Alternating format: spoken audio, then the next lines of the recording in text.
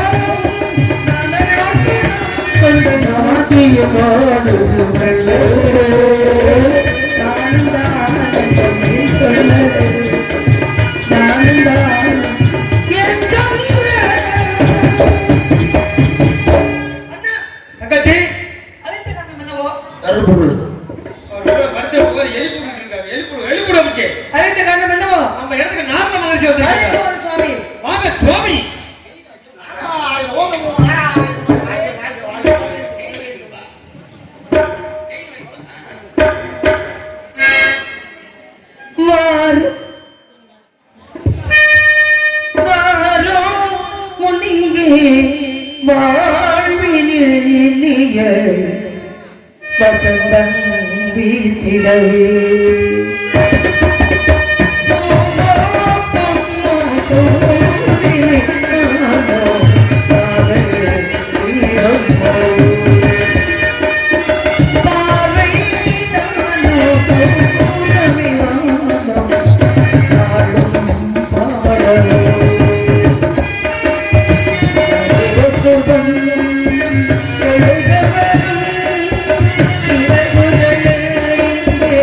உறவு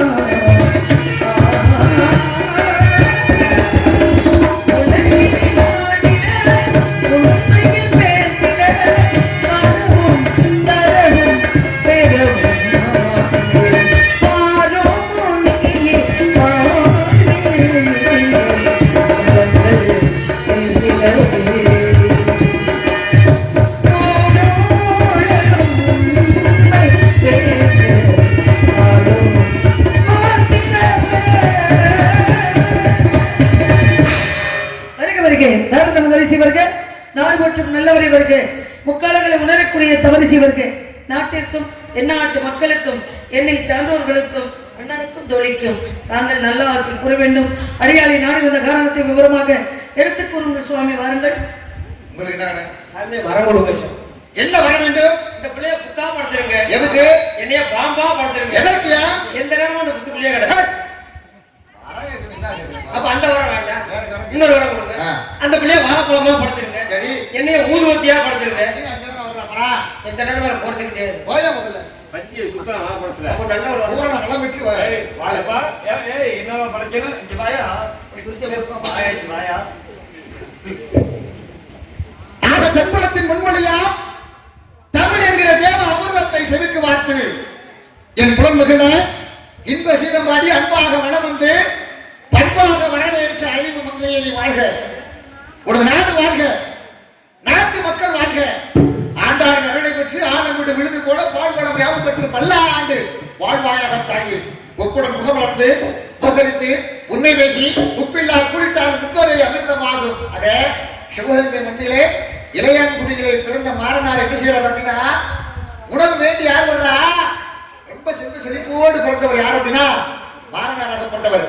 இவருடைய பக்தியை இந்த உலகத்துக்கு சோதிக்க வேண்டும், காட்ட வேண்டும் அப்படின்னு யார் நினைக்கிறாருன்னா சிவபெருமானே நினைக்கிறாரு. அடியவர் வேஷத்துல வர்றாரு. திருவோடு ஐயா எனக்கு உணவு வேணும் அப்படின்னு. ஐயா நான் செல்வ செழிப்போட வாழ்ந்தவன், பொருள் எல்லாத்தையும் என்ன செஞ்சுட்டேன், எல்லாத்தையும் கொடுத்து கொடுத்து உதவி என்ன செஞ்சுட்டேன், ஓட புதுச வீட்டுல வாழ்ந்துகிட்டு இருக்கேன் அப்படின்னு யார் சொல்றா? மாறனார் சொல்றாரு. சொல்லிக்கிட்டு இருக்கும் போதே அதான் அடியவர் வந்துட்டாரு, உணவு கேட்டுட்டாரு. என்ன செய்யறாரு அப்படின்னா, போய் வயல்ல விதைச்ச நெல்லை அள்ளி கொண்டு வந்து தன்னுடைய வீட்டு முட்டு கட்டைகளை பிடிங்கி அரிசி வறுத்து உணவு சமைச்சு கொடுத்தாரு. அவன் பேர்பட்ட வரவேற்புக்கு பேர் போன இந்த தமிழ் மண்ணு. பிள்ளை கறி என்ன செஞ்சாரு? ஒரு ஒற்றை பிள்ளையை அறுத்து கொடுத்தான். இறந்து கிடந்த பிள்ளையை மறைச்சு வச்சுட்டு என்ன செஞ்சா? உணவு கொடுத்தாங்க. அப்பேற்பட்ட முன்னிலை வளர்ந்த உங்களுக்கு அற்புதமான வரவேற்பு கொடுத்த உங்களுக்கு என்னுடைய காரணத்தால் உங்களை வாழ்த்த வேண்டும் என்கிற காரணத்தினாலே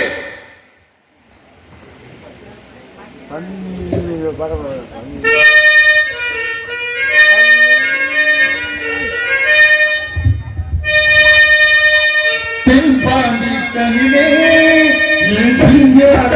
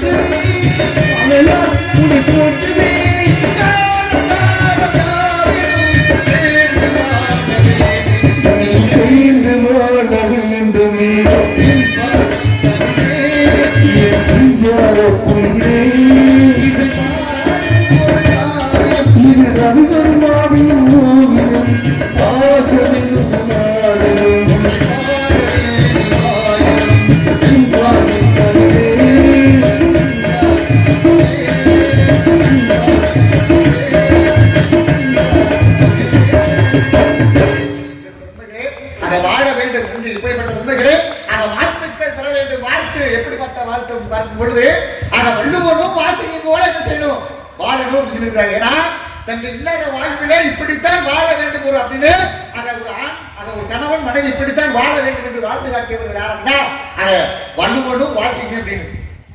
எப்படியா வாழக்கூடாது அப்படின்னு எடுத்துக்காட்டி யாருன்னா கோவலனும் கண்ணகியும். சின்ன வயதுல திருமணம் பண்ணி கொடுத்துறாங்க. அங்க எந்த அடிப்படையினா அந்த கண் பார்வைக்கு தப்பவே முடியாதுங்கிற காரணத்தினால அன்னைக்கு என்ன செய்யறாங்க அப்படின்னா, கண் வெட்டது போல கண்ணகியை பிரிந்து வாழ்ந்தான் மாதவி கூட. எத்தனை பேரோ வேணாலும் தேடி போகலாம், எத்தனை பேரை நீ தேடி போனாலும் வச்சா இறுதியில் எங்கே வரணும், மனைவி கட்டிய மனைவி மட்டுமே அதை நம்மளை ஏற்றுக்கொள்வாள். அவர் அன்பு மட்டுமே உண்மையானதாக இருக்கும். தாய்க்கு பின் தாரம் அதனால காரணம் தாய் பார்த்ததுக்கு அப்புறம் என்ன செய்ய முடியும்னா தாரம் மட்டுமே நமக்கு எல்லா உதவிகளும் செய்யல. அப்ப என்ன செய்யலாம், போய் அம்மா நான் பண்ணது எல்லாமே தப்பு, தவறு பண்ணிட்டேன், என்னை மன்னித்து என்னை ஏற்றுக்கொள்வா, எங்கேயாவது போயிருவோம், போய் நம்ம என்ன செய்வோம், பிழைப்பு நடக்கு ஏதாவது ஒரு பிழைப்பு நடத்தி நம்ம என்ன செஞ்சுக்குவோம், வாழ்வோம் அப்படின்னு மதுரையை பதியை நம்பி வந்தாங்க. அந்த இடத்துல ஏன் எதற்காக எப்படி என்ற கேள்வி என்ன செய்யல பாண்டிய மன்னன் கேட்கல. ஏன்னா கண்ணால் காண்பது போய் காதால் கேட்பது போய் தீர விசாரிப்பதை நீர் அடிப்படை தீர விசாரிக்காம தீர்ப்பு வழங்கினாரு. வழங்கிய காரணத்தினால் அன்னைக்கு யாரு கொல்லப்பட்டது, கோவலன் கொல்லப்பட்ட காரணத்தினால் என்ன செஞ்சாங்கன்னா கண்ணகி மதுரை பதியவே எரிச்சாங்க, அதை புகழடிச்சாங்க. அப்பேற்பட்ட உங்களை பார்த்த உடனே ஏதோ ஒரு சக்தி இருக்குது அப்படின்னு தெரிஞ்சு அறிந்தும் அறியாதது போல புரிந்தும் புரியாதது போல சில விவரங்களை கேட்கணும் அப்படின்னு அம்மா சொல்லுவீங்களா? கேளுங்கள் தரப்படும், தட்டுங்கள் திறக்கப்படும், தேடுங்கள் கொடுக்கப்படும் அப்படின்னாங்க. நல்லாரை காண்பது நன்றி, நலமிக்க நல்லா சொல் கேட்பது நன்றி, நல்லார் குணங்களை உரைப்பது நன்றி, அவரோடு சேர்ந்து இணங்கி இருப்பது நன்று அப்படின்னாங்க. முதல் சேர்மானம் எங்க இருக்கணும், சேர்வாரோட இருக்கணும். அப்பதான் அது நல்ல வழியில போய் சேரும். யாரோட சேரணும், பெரியவர்களோட சேரணும், அறிவுடையவர்களோட சேரணும், புத்தி உடையவர்களோட சேரணும். மழை துளி எல்லா இடத்திலும் பெய்யுது. பெய்யக்கூடிய மழை சந்தனத்துல பெஞ்சா சந்தனமாகும், சாக்கடையில பெஞ்சா அதுவும் சாக்கடை ஆகும். நல்ல விஷயம்.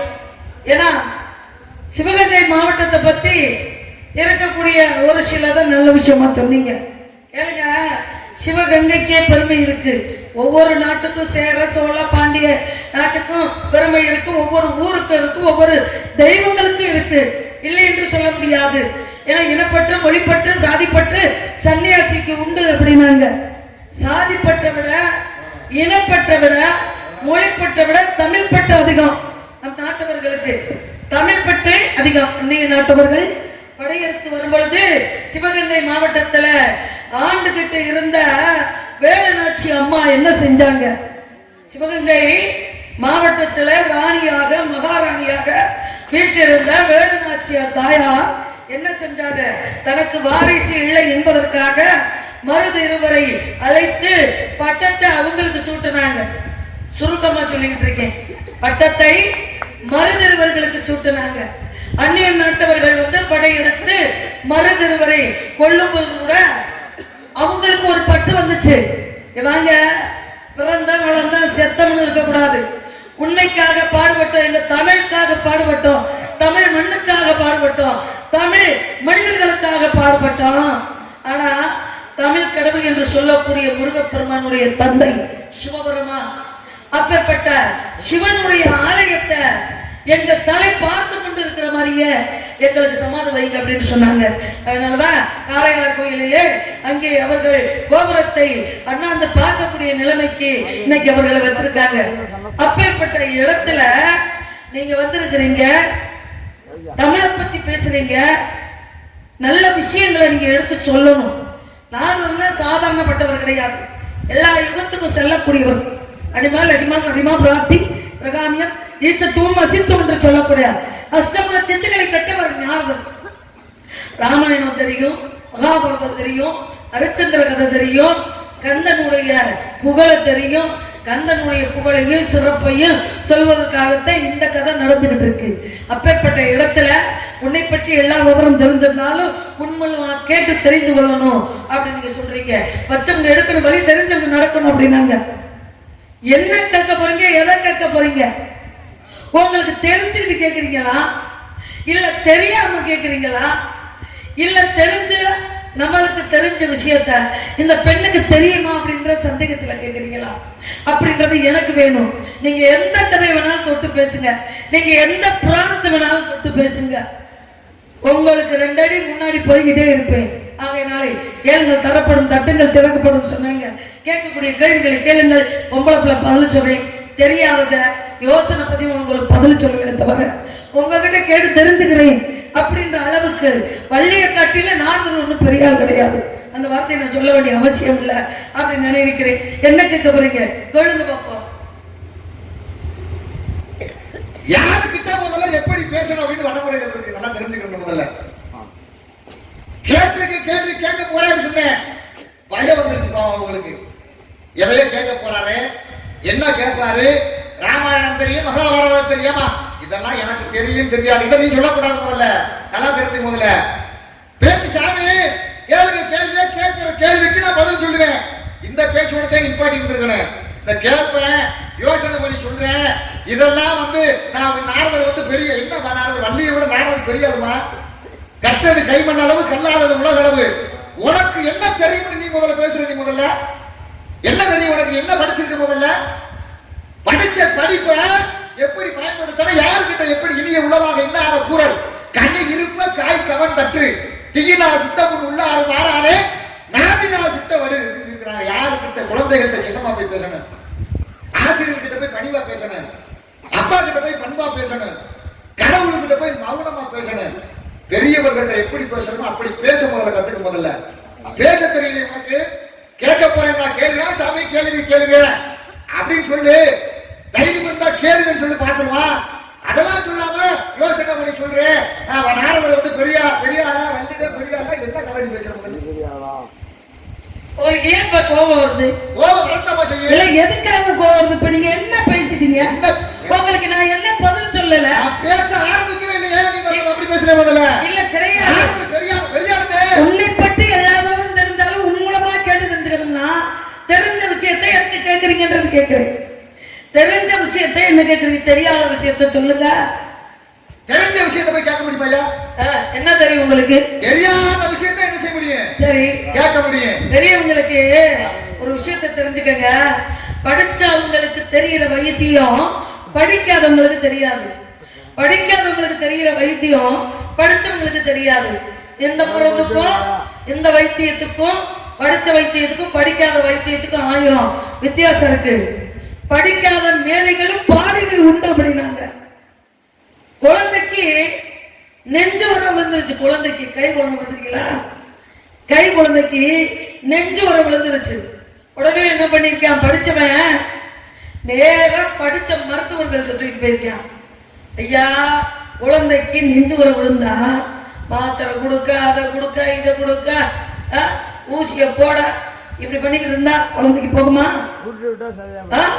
அப்ப கடைசியில இந்த குழந்தைக்கு 1 கோடி ரூபாய் செலவு பண்ணிருக்கேன். கடைசியில என்ன பண்ணிருக்கேன்? ஒரு பாட்டி, படிக்காத பாட்டிகிட்ட இப்படி சொல்லி, என்னடா உன் குழந்தை பக்கத்துல அப்படி கத்திக்கிட்டே இருக்குது, அழுதுகிட்டே இருக்கு, அந்த குழந்தைக்கு என்னடா ஆச்சு அப்படின்னு பாட்டி கேட்டிருக்காங்க. குழந்தை பாட்டு தெரியல, எதுக்காக குழந்தை அழுகுது அப்படின்னு தெரியல. நானும் 1 கோடி ரூபாய் வரைக்கும் செலவு பண்ணிட்டேன் அப்படின்னு சொன்னானா. அப்பதான் குழந்தைய வாங்கி பாட்டி பார்த்துருக்குது, அப்படி தொட்டு பார்த்துருக்குது, நெஞ்சில உரம் விழுந்திருக்கு, நெஞ்சில உரம் விழுந்திருக்கு. ஆனா முட்டாப்பேல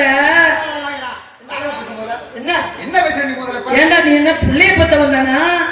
குழந்தைக்கு இருங்க சாமி, உங்களுக்கு ஏன் பிரச்சனை? கதை சொல்லிட்டு இருக்கல, நானும் கதை தான் சொல்றேன். கதை சொல்ல வேண்டியது உங்ககிட்ட தான் சொல்லிட்டு இருக்கேன். உங்ககிட்ட சொல்லும் பொழுது கதையில என்ன நடக்குதோ பேச்சு. இசை என்பது பாட்டு, கூத்து என்பது நடிப்பு, அந்த இலக்கணத்தோட சொல்லணும். அப்பதான் சொல்லிச்சால கிறுக்கு பேல, ஏன்டா அப்படி கோவப்படுற?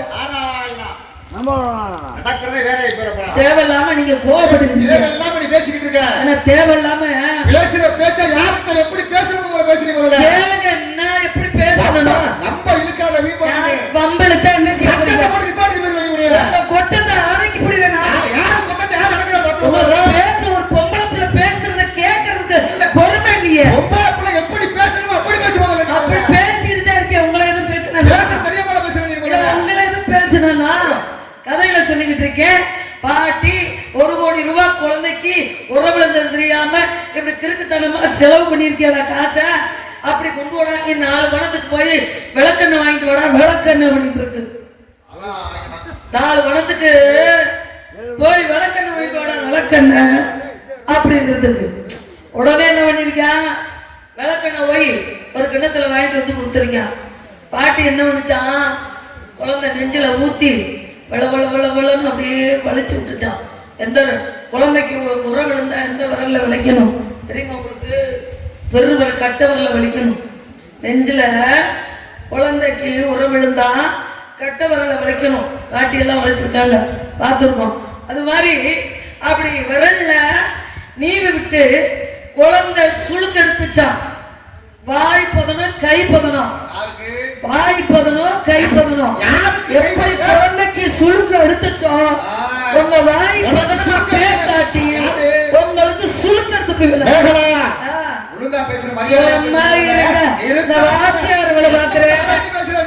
தமிழ் ஆசிரியரா இருக்கேன், தமிழை பத்தி எல்லாம் தெரியும். சம்பளம் வாங்குறோம், இப்படி சம்பளம் காலையில 9 மணிக்கு போய் கையெழுத்து போடுவீங்க. 9 மணிக்கு போய் கையெழுத்து போடுவீங்கல்ல பாடசாலையில, அங்க வச்சுக்கங்க. இங்க வந்தா நீங்க பெரிய ஆளு கிடையாது. நான் பெரிய ஆளுமா?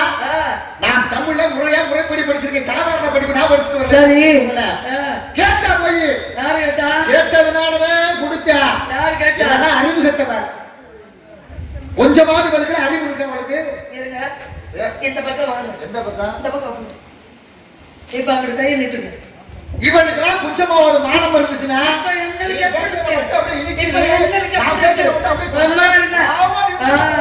இப்ப இவங்க மட்டும் பேசுறாங்களா? நான் சொல்லக்கூடாது. கேட்டா போய் என்ன சாகும் போது என்ன செய்ய எப்படிமா நான் நினைத்தால் மட்டுமே மரணம் வேணும் அப்படின்னு யார் வாழ்ந்துகிட்டு இருக்கிறா? பீஷ்மர் வாழ்ந்துகிட்டு இருக்கிறாரு. இவன் செத்தாதாண்டா மகாபாரதம் போற முடிவுக்கு கொண்டு வர முடியும். என்ன செய்யலாம்? இவனுடைய ஆசையை நம்ம வந்து கெடுக்கணும் அப்படின்னு பாஞ்சாலி அனுப்புறாங்க. எதுக்கு? ஆசீர்வாதம் வாங்குறதுக்கு. ஏன்னா பீஷ்மர் ஆசீர்வாதம் பண்ணா அவர் என்ன செஞ்சிருவார் அப்படின்னா சுமங்கலியாக யார் வாழவா? திரௌபதி வாழ்வா. அப்ப என்ன செய்ய மாட்டான்? பீஷ்மர் வந்து பாண்டவர்களை கொல்ல மாட்டான். அதுக்காக போய் நதிக்கரையில போய் என்ன செய்யறப்ப குளிச்சுக்கிட்டு இருக்கா. வேற பீஷ்மர் குளிச்சுக்கிட்டு இருக்கிறாரு. இந்த அம்மா என்ன செய்யறாங்க அப்படின்னா போய் முக்க ஆளை போட்டுக்குது. போய் காலைல விழுந்தாச்சு. ஐயா இங்க ஆசீர்வாதம் பண்ணணும். சரி, என்னம்மா ஆசீர்வாதம் பண்ணணும்? துர்க்க சுமங்கலியாக வாழ்வாயின்னு என்ன செய்யணும்? ஆசீர்வாதம் பண்ணணும் அப்படின்னு ஒரு முறை பண்ணிட்டாரு. சரிமா சரிமா யார் விழுந்ததுன்னு தெரியல. நான்ல ஏன்னா பீஷ்மர் வந்து கட்ட பிரம்மச்சாரி ஆசைகளை வெறுத்து வாழ்ந்துகிட்டு இருக்கிறாரு. பதவி வேணா, பொண்ணு வேணா, பொருள் வேணா அப்படின்னு வாழ்ந்தவர் பீஷ்மர். போய் யாரும் தெரியல விழுந்துட்ட கால தீர்க்க சுமங்கலியாக வாழ்வாயாக அப்படின்னு ஆசீர்வாதம் கொடுத்துட்டாரு. சரி ஐயா இன்னும் ஒரு முறை பண்ணுங்க அப்படின்னு கேட்கிறான். மறுபடியும் பண்றான் தீர்க்க சுமங்கலியாக வாழ்வாயான்னு. இப்படி 4 முறை கேட்டுட்டு 5வது முறையும் கேட்கிறார். என்னை 5வது முறை தீர்க்க சுமங்கலியாக வாழ்வான்னு வாழ்த்துங்க. அப்பதான் அவர் யோசிக்கிறாரு. சரி வந்தது யாரும் தெரியலையே, 5 முறை என்னிடம் தீர்க்க சுமங்கலியாக வாழ்வாயான்னு வாழ்ந்து கேட்கிறியே, அம்மா நீ யாருமா அப்படின்னு. அப்பதான் எந்திரிக்கிறா. எந்திரிச்சது வந்து யார் அப்படின்னா திரௌபதி. ஐயா நான் 5 திருமணம் பண்ணிருக்கேன். 5 முறை என்ன செஞ்சுட்டீங்க? தீர்க்க சுமங்கலியாக வாழ்வாயன்னு என்ன செஞ்சீங்க? வாழ்த்துட்டீங்க. அதனால எப்பவுமே என்ன செய்யக்கூடாது? என்னுடைய கணவனை உடவே பண்ணக்கூடாது அப்படின்னு. அப்பதான் என்ன செய்யறாங்க? நான் இருக்கும் வரைக்கும் அப்ப எப்ப உணர்றான்னு பாருங்க. நான் இருக்கிற வரைக்கும் யாரை வெற்றி அடைய முடியாது. பாண்டவர்கள் வெற்றி அடைய முடியாது. ஆகையால் நான் தீர்க்க சுமங்கலியாக வாழ்வான்னு என்ன செஞ்சுட்டேன்? வாழ்த்துட்டேன். அப்ப நான் வந்து உயிரை விட்டால் மட்டுமே மகாபாரத ஒரு முடிவுக்கு வரும் அப்படின்னு யார் நினைச்சது? பீஷ்மர் நினைச்சாரு. ஆகையால் அவன் வீழ்ந்தான். இவ போய் என்ன கேட்டா தெரியுமா? ரத்தம் கேட்கிறான். அறிவில்லாதவ இல்ல பீஷ்மருக்கு போய் ரத்தம் கேட்டா. எல்லாரும் சபதம் பண்றாங்க. போட்டியில தோத்தாச்சு, தோல்வி நடந்துருச்சு. எல்லாரும் சபதம் பண்றாங்க. போர்க்களம் மூலம் நான் ஒவ்வொருத்தரும் இப்படி கொள்ளுவேன் அப்படின்னு தர்மம் பண்றியா, அர்ஜுனை பண்றியா, பீமை பண்றியா, ரவி சகாதாவே என்ன செய்யறாங்க? சபதம் போடுறாங்க. இவளும் சபதம் போடுறா பாருங்க. இவெல்லாம் பொம்பளை தலைவிரி புலத்தோட தெரிஞ்சாங்க. சும்மா கையங்கிட்டு நீ பேசுங்க. பேசுங்க. போர்க்களம் மூலம் எனக்கு காது கேட்காம இருக்கு. ஆக எப்ப துரியோதனுடைய தொடையை பிளந்து தன்னுடைய ரத்தத்தை எப்படி கையால் அள்ளி என் கூந்தல்ல பூசிக்குவனோ அப்ப அப்போதே நான் என்னுடைய தலையை அள்ளி முடிவேன் அப்படின்னு திரௌபதி திரிஞ்சா. அங்க ரத்தத்தை அள்ளி கொடுத்த உடனே என்ன செஞ்சா? முடிய அள்ளி முடிஞ்சா. யாரு பெருமை அடைஞ்சா? திரௌபதி பெருமை அடைஞ்சா. பெருமை அடைந்தவர்கள் பெருமை அடைஞ்சாங்க. அடைஞ்சதுக்கு காரணம் பெருமை அடைஞ்சா பெருமை அடையல. அது இங்க பேச்சு கிடையாது. உலகத்துல ஒத்த பொண்டாட்டிய கிளம்புன முடிச்சவனே பொண்டாட்டிய சில நேரத்துல காப்பாற்ற முடியல. 5 பேத்துக்கு மனைவி அரியா பத்தினி திரௌபதி. எங்க 5 பேத்த ஒரு ஆம்பளை கல்யாணம் பண்ணிக்க முடியுமா? ஒரு பெண்ணை கல்யாணம் பண்ணிக்க முடியுமா? ஆனா பண்ணிக்கிட்டா. அப்பதான் தன்னுடைய அண்ணன் என்று சொல்லக்கூடிய கிருஷ்ண பரமாத்மா கிட்ட கேக்குறா, அண்ணா உலகத்துல ஆம்பளைக்கு 5 பொண்டாட்டி இருக்கும். 3 பொண்டாட்டி 4 பொண்டாட்டி எல்லாம் கல்யாணம் பண்ணிக்கிறாங்க. தசரதனுக்கு 60,000 மனைவி. ஆனா பட்ட மகரிஷி, ஓசலை, கைகை, சுமத்திரை இப்படி எல்லாம் ஆண்கள் பண்ணியிருக்காங்க.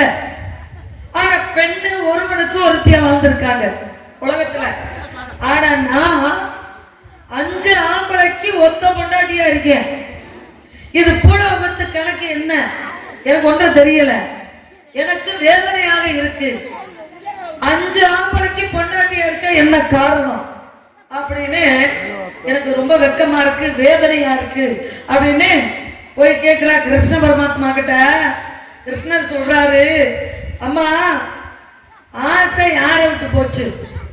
கோயிலுக்கு போனா எல்லாரும் நல்லா இருக்கணும், நம்மளும் நல்லா இருக்கணும்னு வேண்டணும். ஆனா நீ எப்படி வேண்டன தெரியுமா?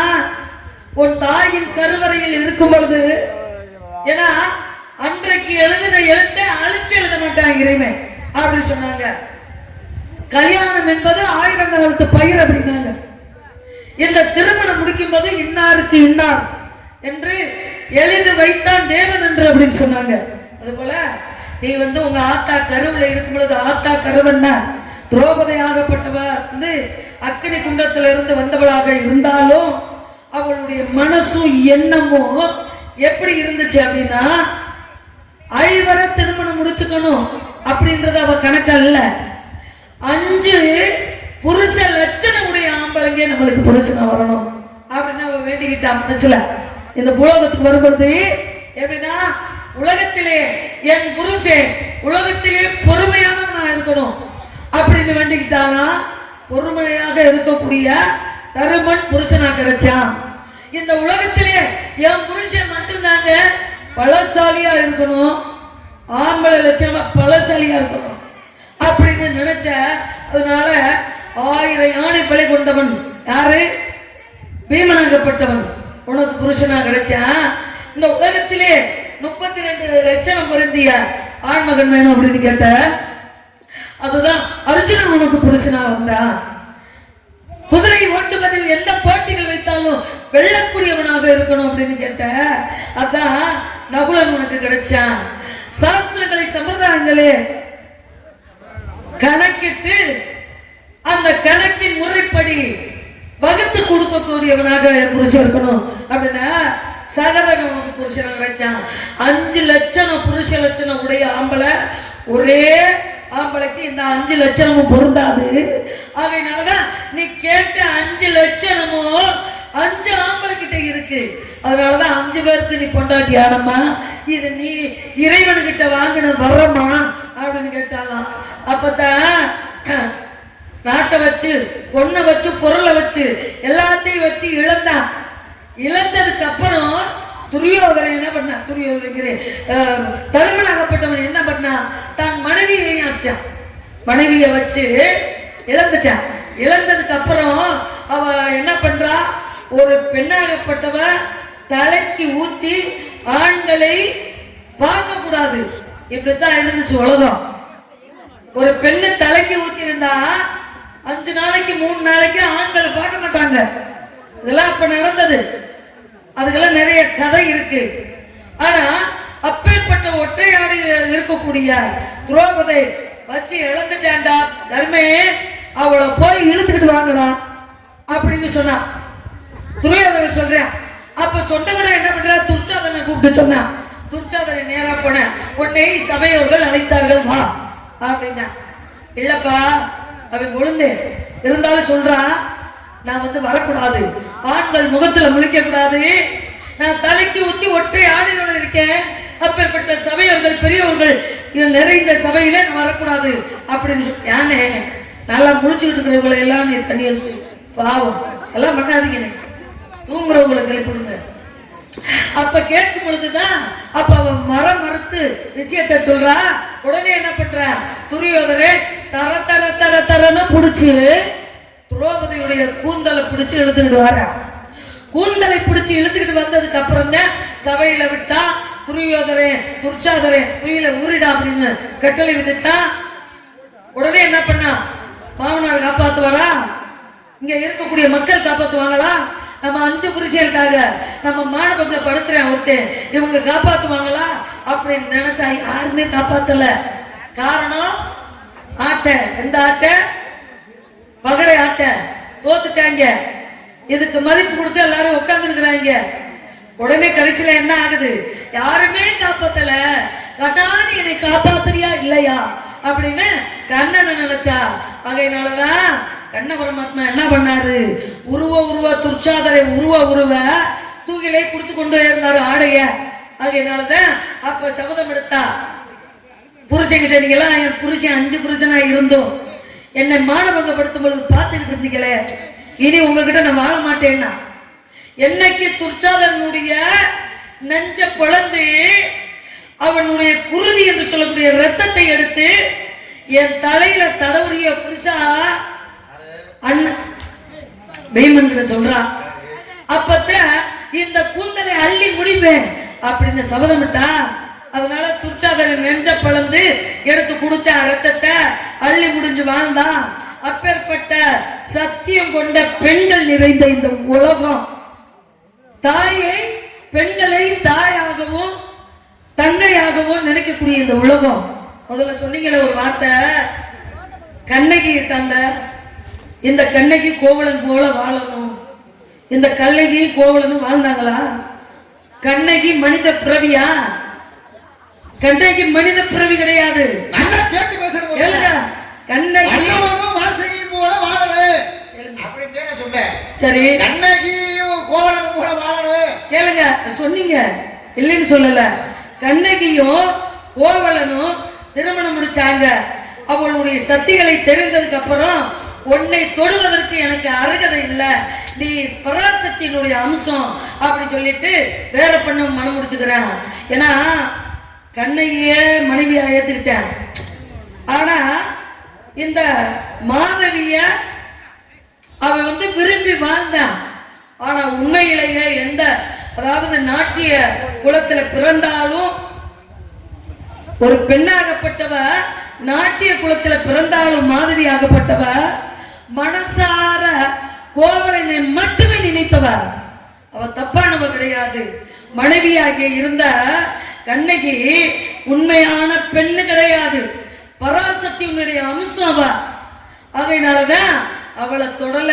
அதை நீங்க முதல்ல ஏத்துக்கணும். கோவலனுக்கும் மாதவிக்கும் பிறந்த தாயாகப்பட்டவ எப்படி நடன கலையில் தேர்ச்சி பெற்றவ, நடன குலத்தில் பிறந்தவ. அவங்களுக்கு பிறந்த மணிமேகலை என்று சொல்லக்கூடிய பெண்ணு எனக்கு இந்த வாழ்க்கையே வேண்டாம் அப்படின்னு துறவரம் போண்டா. அப்படி பத்தினியை பெற்று எடுத்தவ மாதவி. அப்பேற்பட்டவளுடைய சிறப்பல் இந்த உலகத்துல பிறக்கும் போது பிறந்த குலத்துல யார் பிறந்துடுறா? மாதவி பிறந்துடுறா. மாதவிக்கு பாருங்க, தன்னுடைய தாய்தே இப்படி ஆயிட்டா, நம்ம இல்லற வாழ்க்கையை வாழக்கூடாது அப்படின்னு சிறு வயதில் துறவரம் கொண்டு மணிப்பல்லா தீவிலை போய் என்ன செஞ்சாங்க, காட்சி முடிச்சு மணிப்பல்லா தீவில அந்த தெய்வம் காட்சி கொடுத்து உன்னுடைய முற்பரப்பு பலன் இதுதான் அப்படின்னு தெய்வம் அன்னைக்கு காட்டி கொடுத்துச்சு. தெய்வம் மாற்ற முடியாதத ஒரு தாய் நினைச்சா மாத்திரலாம். மாத்தணும் நினைச்சா யாரு? காந்தாரி நினைச்சா வாடா எல்லாரும் செத்துட்டாங்க, கணேசா இருக்கிறது நீதான், உன்னை நான் சாப விடுறதுக்கு இல்ல. நான் என்ன செய்ய அப்படின்னா, என் பேச்ச கேளு, நான் சொல்றத மட்டும் கேளு.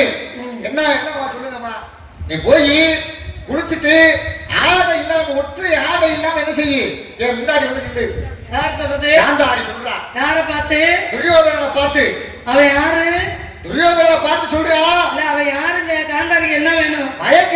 அது மயன்னு சொல்லுங்க விளக்கமா. சொல்லத்தானே வந்திருக்கு. அதுக்கெல்லாம் யாரு கேட்டா, பெத்த மகனா, டேய் வாடா, போர்க்களத்துல வெற்றி பெறணும். இப்ப என்ன செய்ய என்னுடைய கணவனுக்காக நான் என்னுடைய கண்ணை என்ன செஞ்சிருக்கேன் கட்டி கொண்டவள் என்னுடைய பார்வை வச்சிருந்து இருந்த பார்வை ஆகையால் என்ன செய்ய அப்படின்னா ஒற்றை ஆடை ஒற்றை துணி இல்லாம வெற்று உடம்போட என்ன செய்ய என் முன்னாடி வந்து நின்றா ஒரு 25 வயசு மதிக்கத்தக்கன ஒரு ஆம்பளைய பெற்ற பிள்ளையா இருந்தாலும் அவ வந்து என்னுடைய அந்தப்புறத்துக்கு நீ ஆடை ஆபரணம் இல்லாம நான் மத்த மகனே வாடா அப்படின்னு சொல்ற அப்படின்னா என்ன காரணத்துக்கு சொன்னா நீங்க மாற்றணும் வெற்றி அடையிற வெற்றி பெற்றது பிள்ளைகளை அழுந்துட்டு உடனே விளக்க கூடாது என்பதற்காக வர சொன்னா அப்பதான் பாக்குறாங்க ஐயா சும்மா பாடுவான் அங்கிட்டு ஒரு ஆள் அப்படி சொல்லிட்டு நீங்க ஒரு ஆள் என்ன பண்ணிட்டு இருக்கீங்க பாடுவோம் நீங்க பேசுங்க யாருமே கேட்க மாட்டீங்க இது என்ன உயிரை கொடுத்து பேசிக்கிட்டு இருக்க என்ன பேசிக்கிட்டு இருக்க ஏன் பேசிக்கிட்டு இருக்க அப்படிங்கிற ஆக வர சொன்னது வந்து யாருக்கு ஆக கிருஷ்ணருக்கு தெரிஞ்சிச்சு ஆனா இவன் வந்து தன்னுடைய மகனை பார்த்தா அப்படின்னா இது உடம்பு உள்ள வச்சிர உடம்பு ஆயிரும் ஆக போர்க்களத்துல என்ன செய்ய முடியாது வெற்றி அடைய முடியாது என்பதற்காக இவன் குளிச்சுட்டு வர்றேன் ஆக துச்சலை அவதாரம் எடுக்கிறார் யாரு யாரு கண்ணபுரம் எடுத்து எங்க போற இப்படி போறீங்க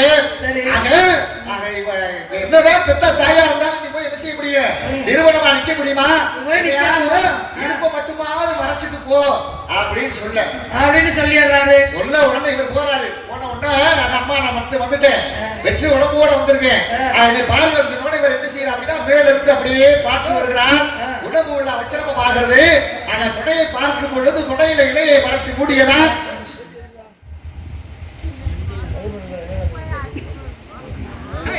இவரை முத கீழே இறக்குங்க இது என்னது என்னது என்னது தண்ணி போட்டவங்கள மேடையில உட்காந்துக்கிட்டு சில சிலன்னு பேசிக்கிட்டு இருந்தா நீங்க பாத்துக்கிட்டு இருப்பீங்களா நல்ல ஊருக்கு நல்ல பெருமைங்க இப்படி ஆளுங்களால எழுதிட்டு வாங்க முத நச நசன பேசிக்கிட்டு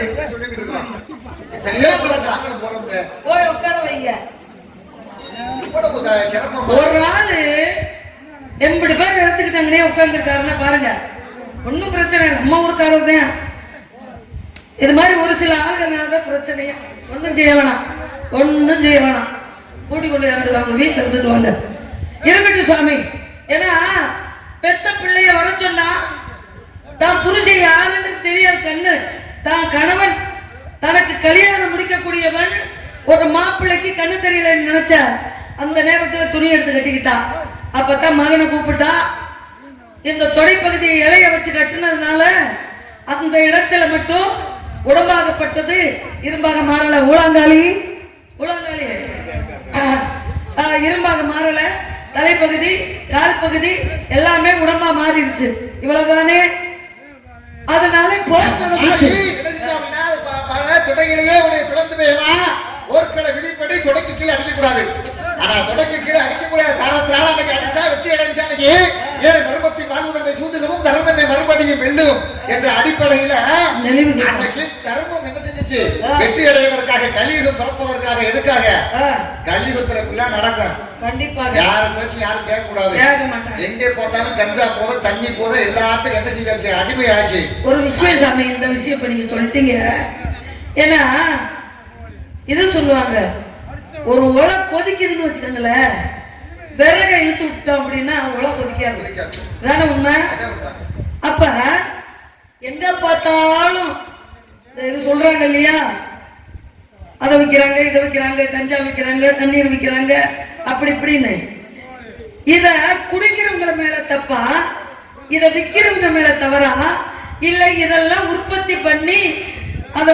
வளர்க்கிறாங்களே விவசாயம் பண்றாங்களே அவங்க மேல தப்பா விவசாயத்தை தவறான ஒரு பிள்ளைங்க எல்லாம் பாதிக்கப்படுது மனிதர்கள் பாதிக்கப்படுறாங்க அப்படின்னு இருக்கும் பொழுது விவசாயத்தை அந்த தவறான செடி கொடி விவசாயத்தை அழித்தாதானே இந்த மாதிரி எல்லாம் வராது அதை செய்யாம எங்கனையாவது ஒரு மூலையில எவனாவது அதை செஞ்சுக்கிட்டு உற்பத்தி பண்ணிக்கிட்டு தான் இருக்காங்க அப்புறம் எங்கேயாவது வித்துக்கிட்டு தான் இருக்காங்க அப்புறம் நல்ல மனிதர்களும் இப்படித்தான் மாறுவாங்க என்ன செய்ய முடியும் அதெல்லாம் கட்டுப்படுத்தணும் எல்லாத்தையும் கட்டுப்படுத்த இந்த கணேஷ் கோயில பாருங்க விற்க கூடாதுன்னு தடை அப்படிதான் அரசால் தடைப்பட்ட பொருள் ஆனா ஏதாவது ஒரு கடையில ஏதாவது ஒரு மூலையில என்ன செஞ்சிடறாங்க போய் வாங்கிட்டு வந்துறேன், அதை பயன்படுத்துறேன், எதுவும் சொல்ல முடியல.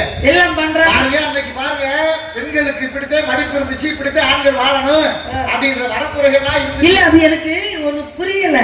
அந்த சொல்றீங்கல்ல டாஸ்மார்க் கடைன்னு சொல்றீங்கல்ல, அங்க போனா குடிய கெடுக்குன்னு போட்டிருக்காங்க. அதை விட அத நீங்க கடையில போடல, அவன் குடிக்கிற அந்த பாட்டில்ல போட்டிருக்கு மது போட்டிருக்கு, உயிருக்கும் கேடுன்னு போட்டிருக்கு. அது அப்புறம் விக்குது, குடிச்சா செத்து போயிருவா அப்படின்னு சொல்லி விக்கிறாங்க. அத விக்கிறாங்க. அது என்ன, அதுக்கு என்ன, இது என்ன, இது எப்படி சாத்தியம்? இப்ப நீங்க நல்லா தெரிஞ்சுக்கிறேன். வயலுக்கு பயன்படுத்துற ரோக்கர் பாட்டில எங்க விக்கிறான்? கடையில விக்கிறான். சரி, அதை யாருக்கு பயன்படுத்துறோம் அதுக்கு பயன்படுத்துறேன். இப்ப இத குடிச்சா நீ செத்து போயிருவ அப்படின்னு விக்கிறான். அதை வாங்கி குடிக்கிற மேல தப்பு. விற்பனை பண்ணதான் செய்வேன், பண்ண கூடாதுங்க. அதை வாங்குறவன் நீங்க சொல்றீங்க விக்கிறவன் வித்துட்டேன் ஆவான்னு. விற்க கூடாது, உற்பத்தி பண்ண கூடாது. இதுதான் கரெக்ட், இதுதான் சரி அப்படின்னு நான் சொல்றேன். எல்லாமே இருக்கட்டும், பரவாயில்ல. நீங்க எதுக்கு வந்தீங்க?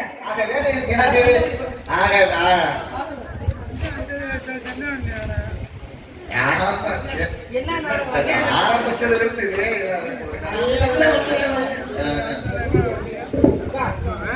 நாங்க ஒண்ணுமே சொல்லல. நீங்க பார்த்தாலும் சரி, பார்க்காட்டாலும் சரி, கேட்டாலும் சரி, கேட்கட்டாலும் எல்லாரும் கேட்டு இறைவன் பாருங்க, என்னுடைய தாய் அங்க இருந்து எங்களை கவனிச்சுட்டு இருக்கிறான். அவளுக்காக எங்களுடைய கடமையை, எங்களுடைய பணியை நாங்க சரியா அவ மட்டும் பார்க்கலாம், எல்லாரும் பார்த்துக்கிட்டு இருக்காங்க.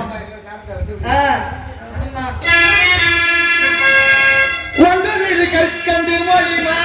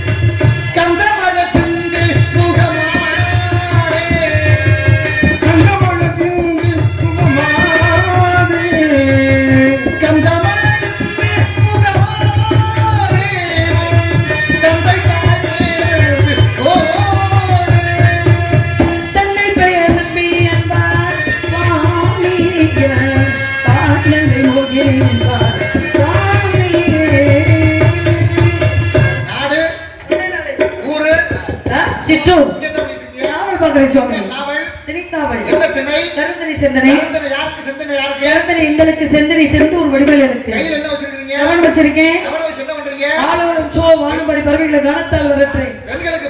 இளவகை பேதை மங்கை அறிவை பேரிளம்பன் என்று சொல்லக்கூடிய மூன்றாவது பருவம் மங்கை பருவம். எந்த மாப்பிள்ள? அப்படியா? ஏன்னா பெற்றாதான் பிள்ளைன்னு சொல்லுவாங்க. நீங்க பெரியவங்க மாப்பிள்ளை பார்த்து வந்திருக்கீங்கன்னு சொல்லும் பொழுது ஒரு விஷயம் தெரியுங்களா? மாப்பிள்ளை நீங்க பார்த்து வரீங்க, ஆனா நான் என்ன சொல்றேன், நிறைய மாப்பிள்ளை எல்லாம் ஊருக்குள்ள நிறைய இருக்காங்க, பொண்ணுதான் கிடைக்கல. பொண்ணுக்கு தான் இப்ப பஞ்சமா இருக்கு. ஆண்கள் நிறைய, ஆண் குழந்தைகள் நிறைய பிறக்கிறாங்க, பெண் குழந்தைகள் கம்மியா தான் பிறந்திருக்கு.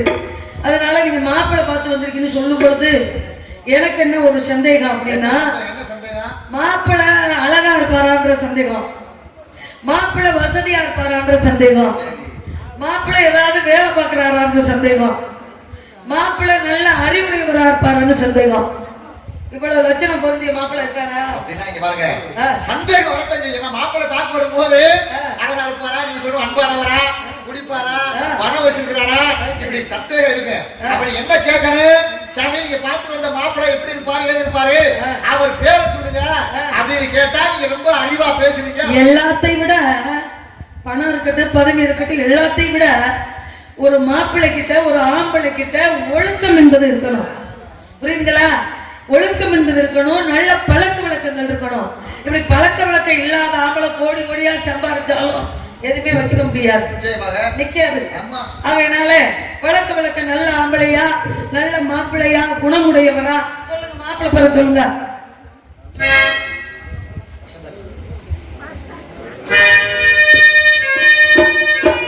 உனக்கு ஏத்த புருஷனம்மா, ஊர்வனங்கும் பாலனம்மா, அசுரகுணம் அழித்திடவே அவதரித்த மோசமான கதைகளிலே வைரமணி நிலையில்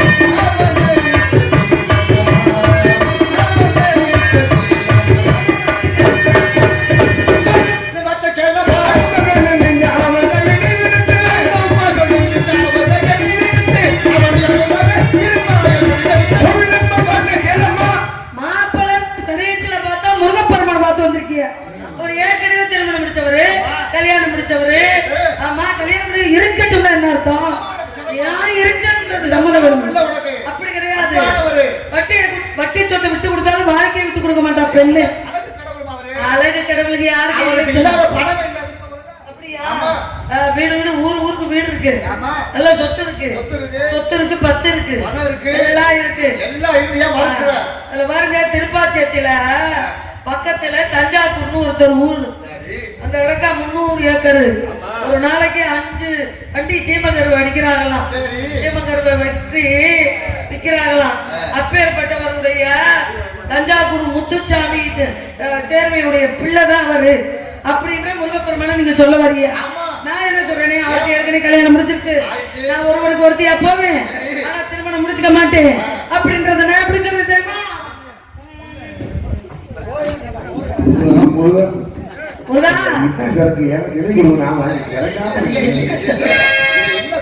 பாருங்க, இந்த இளவட்ட பயிலும் கூட இந்த இளைஞர்கள் சொல்லக்கூடிய போய் கூட அடிச்சு படுத்தாச்சு. இந்த வயசு என்ன வயசு பாருங்க, அடிக்க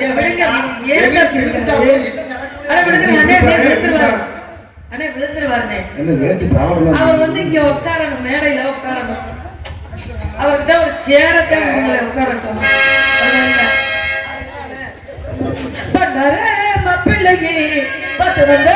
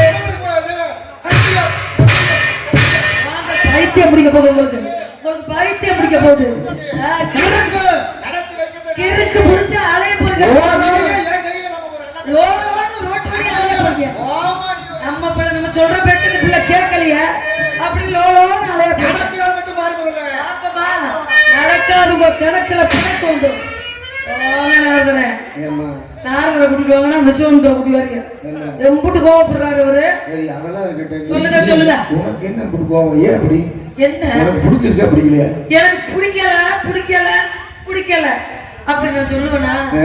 முருகனை போய் பிடிக்கலன்னு சொல்லுவேனா ம்ம். முருகன் வரணுங்க நானும் அவரும் காலையில 5:30 மணிக்கு பண்ணுவோம் என்னது 5:30 மணிக்கு இது பண்ணுவாங்க கல்யாணம் பண்ணுவோம் இதெல்லாம் நாங்க பார்க்கணுமா பாருங்க அப்பதான் உங்களுக்கு மோட்சம் வெற்றிவேல் முருகனுக்கு ஓரா திருவேல் முருகனுக்கு அரோரா. சதுவேல் முருகனுக்கு அரோரா. அரோகரா அரோகரா அரோகரா வர வேண்டும் ஓரா, ஓரா.